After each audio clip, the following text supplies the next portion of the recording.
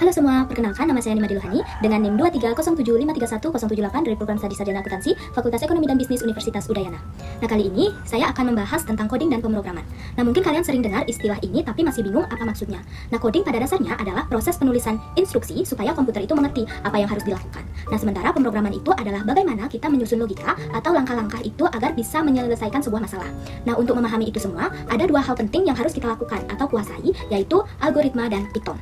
Nah, algoritma itu adalah urutan langkah-langkah yang logis untuk menyelesaikan sebuah masalah. Nah, bayangin nih, kamu lagi bikin teh manis. Nah, pertama yang harus kamu lakukan yaitu kan siapkan gelas, yang kedua itu masukkan gula dan teh, yang ketiga itu tuang air panas, lalu yang terakhir itu diaduk. Nah, dari awal sampai jadi teh manis itu adalah algoritma. Jadi, algoritma intinya mengajarkan kita untuk berpikir terstruktur. Ada masukan, ada proses, dan ada hasil. Nah, supaya jelas, algoritma yang baik itu punya ciri-ciri, seperti ada input, menghasilkan output, langkahnya jelas, ada akhir, dan efektif. Nah, dalam pemrograman, algoritma ini bisa berupa 3 bentuk dasar, yaitu runtun atau langkah berurutan, pemilihan atau kondisi, serta pengulangan atau langkah yang diulang. Nah, tujuannya itu supaya kita terbiasa menyusun solusi dengan rapi dan logis. Nah, tapi algoritma itu baru sebatas rencana. Nah, disinilah Python itu berperan. Nah, Python adalah bahasa pemrograman yang kita gunakan untuk memberitahu komputer bagaimana menjalankan algoritma yang sudah kita buat. Nah, Python ini terkenal sederhana, mudah dipahami, dan bisa digunakan di berbagai sistem operasi. Nah, bahkan Python ini banyak dipakai di perusahaan besar karena praktis dan fleksibel.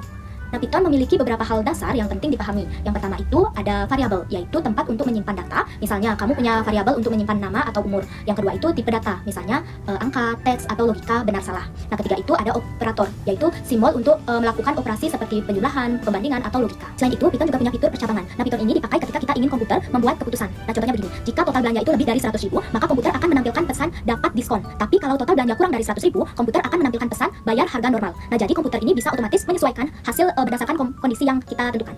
Nah, Python ini juga mendukung perulangan. Artinya, komputer ini bisa mengulang sebuah perintah berkali-kali tanpa harus kita tulis ulang. Misalnya nih, kamu menabung Rp2.000 setiap hari selama 30 hari. Nah, dengan perulangan komputer ini bisa langsung menghitung total tabunganmu dari hari pertama sampai hari terakhir secara otomatis. Jadi, pekerjaan yang berulang bisa lebih cepat dan mudah.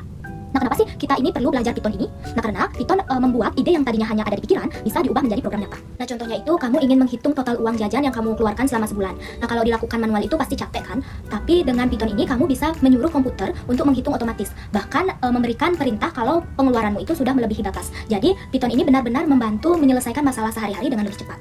Nah, dari sini kita simpulkan algoritma itu mengajarkan cara kita berpikir logis untuk menyelesaikan masalah, sedangkan Python ini mengajarkan bagaimana membuat komputer menjalankan solusi itu. Nah, kalau algoritma diibaratkan resep, Python itu adalah dapurnya. Tanpa resep, masakan tidak jelas. Tanpa dapur, resep hanya jadi tulisan. Nah, dengan menguasai keduanya, kita bisa melatih pola pikir yang sistematis sekaligus menciptakan program yang bermanfaat dalam kehidupan nyata. Baik, mungkin itulah penjelasan yang dapat saya sampaikan. Terima kasih.